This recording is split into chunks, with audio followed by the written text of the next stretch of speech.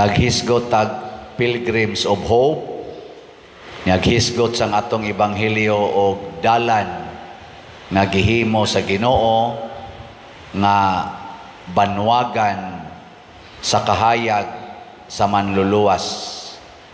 Lingi ay mong tupad ing na nagsubay pakas dalan. Lingi aba ing naunsa marunang daan imong gisubay, dalan nga mangitngit o dalan nga gibanwagan sa kahayag. Kanus man ta makaingon nga nagsubay tas dalan sa kahayag kon ma-memorize ninyo unya ma-practice pagyod ang walo ka virtues nga ato nang nahisgutan sa 8 ka adlaw. Nya pun-an na tog usa karon. Gi ko no be, memorize ako no kadtong virtues nga naglangkob sa pulo nga hope. First, H O P E. Una nga cardinal virtue, ikaduhang cardinal virtue, hinay na kayo, ikatulong cardinal virtue, nagiduhan na lang itingog, katapusan ikaupat nga cardinal virtue, na kay baw. Ang una prudence, sunod justice, sunod fortitude, nya dayon temperance. Kining 8, humility, obedience, piety, excellence, prudence, justice, fortitude, temperance. Kung ma-practice din nato, purting hayagas atong daan, maglisod tag kapandol, pasabot maglisod tag kasayop. Nya ang mo tibuok ani para makumpleto gyud mao ang the greatest virtue nga gitawag ni San Pablo og the greatest among all nga mao ang gugma, love. The greatest of all virtues is love or charity. Ana no? Sige. Lingiyay mong tupad na sad. Ing nahigugma ka nako. Ing na kano. Kanang wa mulingi giyawaan na. Kay ang way gugma gisudlan na giyawa. Ang kanang nahigugma maura ginay gisudlan og Espiritu Santo. Gitagaan ta mo og laing chance kay basi giduka ng uban. Sige lingi ang di mo lingi giyawaan na ha. Sige lingi ing nahigugma kanako. Nya mainga man na siya. Of course. Of course. Nahigugma gyud. Pero daghan kay nato nga nahigugma pero wa gyud kaabot sa tinuod nga meaning sa gugma. Kutob ra gyud gana-gana. Lahi kay nang gugma, lahi sa nang gana. Hinoon ang gana part nas gugma, pero ang gugma dili na gana ra. Mao nang naatay divorce kay nahurot ng gana. Wa na ko ganahi. Naasa tay premarital sex, mga pangabit-kabit, ngano man giganahan man ko. Nya buwag dayon kay wa naman ko ganahi. Mga bana nga ni aron dinhi, kinsa man ninyo ang giganahan pagyud kaayo sa inyong asawa kada gid adlaw taas ang kamot na ay mga duha ka buok. Nya ang usa pag isa ubos dayon. Paminaw ko to gikusi gitos asawa og naas to pa datong asawa unsa gud ganahan. Ano? Stang luoy no? Ang kaminyoon ba gisandig ra gyud sa gana. Karon wa na ganahi. Pero nahigugma ka, pirmi ginang gana. Kay ang gana part mas gugma. Di ba? Pero gana ra ka kutob, amuhupas dayon na. Yawa na may gugma, wa na say gana. Haritas mga asawa kay kani kuno mga asawa kay kuha man gina sila mga emotional. Nana sila sa affective ang ilang orientation. Kinsa din yung mga asawaha nga ganahan pag yun kay mong magsige gaws-gaw sa inyong bana kada adlaw. Taas ang kamot. Na ay naahat kutob ra gid taon din no? Ibaw ko giluod na sad mo nang inyong bana. Labi na jud gikan nas imnanan sus kalami yung hiluan no? Gikan pagit nas kabit, gikan gahikap-hikap unya mo gaws-gaws pud nimo, lami kay putlong kamot ana. No? Pero kung nahigugma ta, sige bi ako lang sang ipakapin kinsa ninyo dinhi ang giganahan pagyud nga mopalit og slat taas ang kamot. Taas. Lat mao deng jutay kay mao deng jutay kay taghalin kay napo ra man kabuk ni isa pastilan gawa ninyo batasan. Sige mo ka og lugaw. Ay ayaw lagi anang pamuy-boy pa der ikaw ba may man sag ako'y gagasto ana nga kadto ra man sang namalit og slat gud nahurot na ra ba to atong slat no gahapon ato lang usang adlaw nahurot ana karon unsa man ning gugma akong gitan-aw sa Google na sila giingon nga a deep passionate feeling desire on someone or something. Mao ko na siya deep passionate feeling sa panang uban diya feeling need or liking on something or someone. Sakto ba? Kung anita din magbase, kutob ra ginas gana. Kutob's gana. O gusto gani mo nga makasabot unsay gugma nga naay giladmon gyud nga tinud-anay, basahan ninyo 1 Corinthians chapter 13. Timan ini ha? I-repeat ko no be? 1 Corinthians chapter 13. Basahan ang whole chapter, iguli ninyo. Nya i-check kung ang imong paghigugma ni haom ba diha. Mo na'y kompletong package sa gugma. Feeling and unsa man? Feeling and decision. Ang tinuod nga gugma is a decision.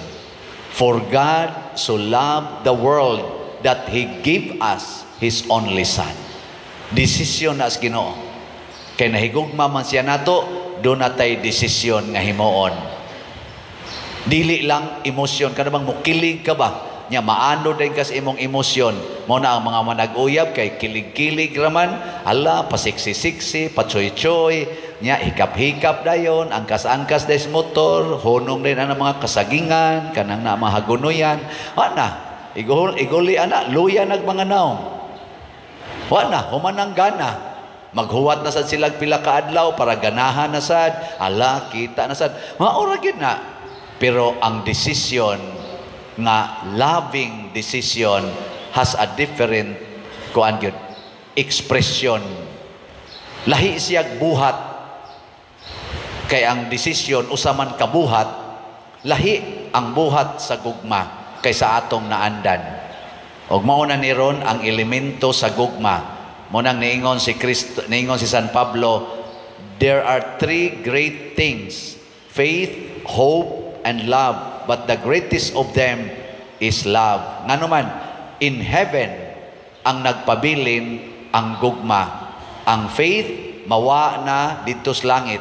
Ang hope mawa na sad dito sa langit. Mabutan ang pilgrims of hope. Nyag moabot na ta sa atong gipangandoy, mawa na ng pangandoy. Pero ang gugma kuno magpabilin. Naidaghang elementos gugma. Pero ako lang ning gipili kaning tulo. Tulo ra say akong maabot kay bugo-bugo man ko. Nya nahibaw kong daghan ninyo popariha ra sad nako maglisod og memorize. Muna tulo na lay atong memorizon ha. Sige. Ang una nga elementos gugma, love seeks to please God.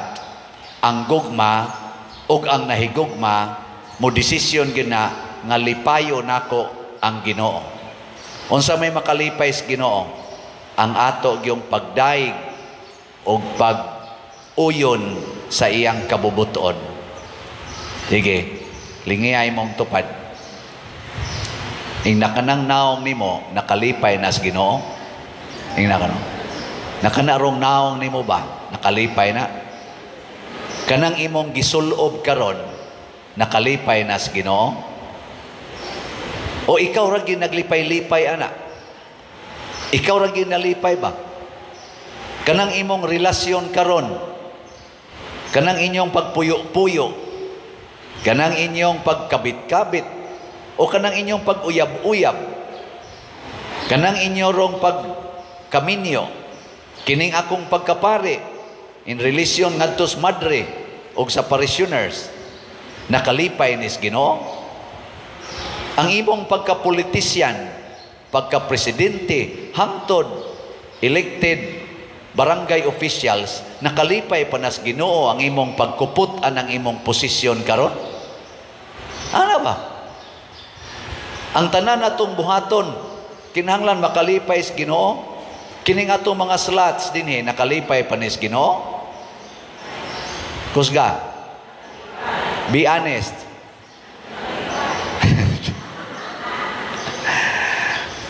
Sige, ang atong slots karon is BF Dag, tag 500, napay mga 13,000 nga wa pa mahurot para ni ibayad sa ato mga contractor sa atong kumbinto. Kung nituo mong makalipay nas Ginoo ang pagpalit og slot, ayaw palabya ang December 25, palit yung usa ka slot. Nya, naasad tay Santo Niños, kaning healing gifts. Para ni sa atong selebrasyon sa atong Christmas, manghatag tag 5 kilo packed rice ngadto na sad sa atong mga category D nya mag Christmas party ta sa tanan nga atong mga active mandated organizations, mga chapel leaders and active dito sa kapilya, sa tanang mga ministry sama sa choir, lector, lay ministers, youth ug uban pa, og sa ato mga barangay officials, ato nang imbitaron din kay sila man kay naglangkob sa atong parokya. Di na to ma-accommodate tanan, pero siguro mga naatas mga 700 to 800 siguro nga moanhi din pa-register lang yun mo. Kaning Santo Niños healing gifts nga slot tag 100 pesos rani. Makalipay ba ni sa atong mga katawhan din sa atong parokya o dili? Palitag yun dayon ang slot, no? Naapatay mga 34,000 ka or 33,000 ka slots, 100 pesos. Nya karon kay nahurot naman tong atong lugaw, ini Christmas party nato gakinahanglan tag mga napo ka litson. Among gibalyuhan og 15,000 kada litson, so that's 150,000. Nya atong gihimuag slot nga tag 5,000 per slot. 30 ka slots ra. Sige. Makalipay ba ng litson? Narabay gipost, ayaw na mo ka og litson karong Christmas. Kay wa narabay budget ang PhilHealth sa 2025. Mga binuang na sila, naapay budget. Oy, naunsa magud taon mo? Ing na lang hinon, ayaw mo patuyang o kaog litson karong Christmas, ipaambit sa uban. Ayaw kay huygog kaon mo, na kanang napo ka litson, bahin-bahinon ta na sa mga 700, 800 katao, aron dili ta makolesterol ug mamatay ini kainero. Makalipay ba? Yes. Kita mga Cebuano or kitang Filipinos, basta party gani nga way litson, subo kayo. Party gani naagi ng litson. Mao na pamalit mong slot kamong naay 5,000, inalipayo nako ang parokya, palit kog usa ka slot. Duha na ka slot atong halin kay gahapon man ni gasugod, napay 28 ka slots. First come, first serve. Hangtod ra ni sa December 27. So kini ako ning gisgutan kay lipayo na to ang Ginoo. Kay malipay ang Ginoo ibubo niya ang daghang grasya. Muna ang Ginoo nalipay ni Hari David. Si Hari David nagsigig hangyo sa Ginoo nga tudluan siya unsay buhaton. Gani nagbuot-buot siya desisyon nga himuan niyang Ginoo og balay nga nindot. Ningong Ginoo, David, ayaw, ako'y naghatag nimo sa tanang nindot, hastas pagdaog sa gubat, hastas pagpalapad sa imong gingharian, sunod lang nako. Meaning, surrender to me. Muna ningon si King David, the Lord is my shepherd. Sa ato pa magsunod na ko sa akong shepherd. Ikaduhang elementos gugma nga Diyos nun. Love seeks to improve others. Ang gugma, maningkamot gina pagpalambo sa imong gihigugma. Dili sa kaugalingon. Hilingi ana sa imong tupad. Ing na andam kang mopalambo nako. Ing na andam kang mopalambo nako. Hoy, lingi abang. Ing na in English lang. Do you love to improve my life? Again, ready? Go. Nya maingon man na siya. Unsaon man? Ing na dayon, ayaw na kog sugo Nya ikaduha, og di na nimo kaubas balay og imo nang silingan ing na ayaw na kog paninglis utang. Oh, mo improve yun. Or kung nangutang na nimo ing na bayarin ako sa imong utang aron ma-improve akong kinabuhi. Di ba? Ana man na. Kanang inyong pagsigig duwa anang computer, mga anak, makapa-improve na sa inyong kinabuhi? Kanang pagsigig sugal anang scatter o uban pa tungits, pamasin anang swertres, maka-improve na sa kinabuhi? Kanang mga babae nga magsigig sulob na mga nigpis kaayo, fitting kaayo, mga kita na ng hapitanan diha nga ni markas inyong lawas, makapa-improve na sa kinabuhi? Maka-improve. Oy, wag ginay ayo. Kanang pag-eskwela nga magtinarong yun, magtuon, dili magsigig lakwat sa, maka-improve na sa kinabuhi. Kanang pagsigig ampo sa santos nga rosaryo niya, magbinuutan, manglabag yun, manghugas, manglimpyo, tabang yus ginikanan, maka-improve na sa kinabuhi. Kana, kamao man day mo. Maunay gugma, dili na gana-gana. Gugma gina, desisyon gina. O mao na gihimos Ginoo, iyang gi-improve ang atong kinabuhi, gihimo ta niyang mga anak sa Dios. Wa ta magpabilin nga tao. Sayop na nang atong giingon nga tao raman ko, gi-improve na tas Ginoo, gihimo na ta niyang mga anak niya. Igsuon ni Kristo, ears manununod sa gingharias langit, kanus-a pamanta, makat-on ana because of God's love. For God so loved the world. Katapusan nga elemento mao ang love seeks to save sinners. Ang gugma maningkamot yun na pagluwas sa nakasala. Kamo mga ginikanan, ayaw na mo pangasaba sa inyong mga anak nga mga badlungon or gahig ulo. Luwas sa sila. Ang kasaba di na makaluwas, makatiwas na. Ang sao man pag atiman ang mga buangon, antusa. Mao na si Kristo, the greatest expression of love ni Kristo is the cross. Mga buangon kay tantanan. Ni anhi si Kristo, celebrate intag Christmas, kasadya ning taknaa, siging kunuhing kuangkuan, lipay-lipay, ang resulta gilansang sa cross. Pero di na igsapayan because love seeks to save, and the best way to save is to suffer and die. Matod pa ni Kristo, John chapter 15, maura sa na akong nahinumduman nga chapter nga niingos Kristo, there is no greater love than to lay down your life for your beloved. Katapos ang lingi sa imong tupad. Ing na karon nga Christmas. Sabat na ko. Lingi ba?